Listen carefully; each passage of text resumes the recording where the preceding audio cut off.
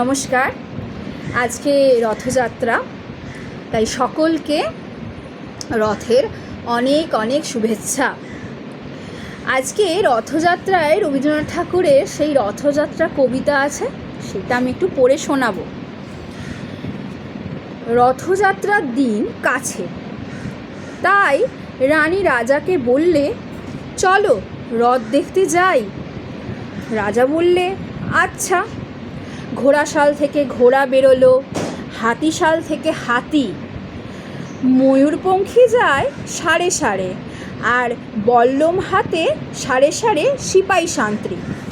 দাস দাসী দলে দলে পিছে পিছে চলল। কেবল বাকি রইল একজন, রাজবাড়ির ঝাঁটার কাঠি কুড়িয়ে আনা তার কাজ। সর্দার এসে দয়া করে তাকে বললে, ওরে তুই যাবি তো আয়।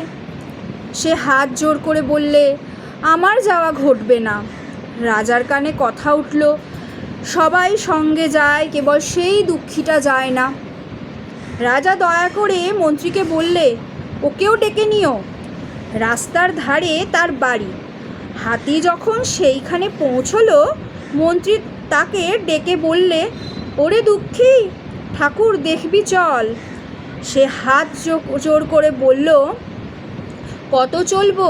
ঠাকুরের দুয়ার পর্যন্ত পৌঁছনোই এমন সাধ্য কি আমার আছে? ঠাকুরের দুয়ার পর্যন্ত পৌঁছোই এমন সাধ্য কি আমার আছে? মন্ত্রী বললে, ভয় কি রে তোর, রাজার সঙ্গে চলবি। সে বললে, সর্বনাশ, রাজার পথ কি আমার পথ? মন্ত্রী বললে, তবে তোর উপায়? তোর ভাগ্যে কি রথযাত্রা দেখা ঘটবে না? সে বললে, ঘটবে বই কি, ঠাকুর তো রথে করেই আমার দুয়ারে আসেন। মন্ত্রী তখন হেসে উঠল, বললে, তোর দুয়ারে রথের চিহ্ন নেই। তোর দুয়ারে রথের চিহ্ন কই? দুঃখী বললে, তার রথের চিহ্ন পড়ে না। মন্ত্রী বলল, কেন বলতো?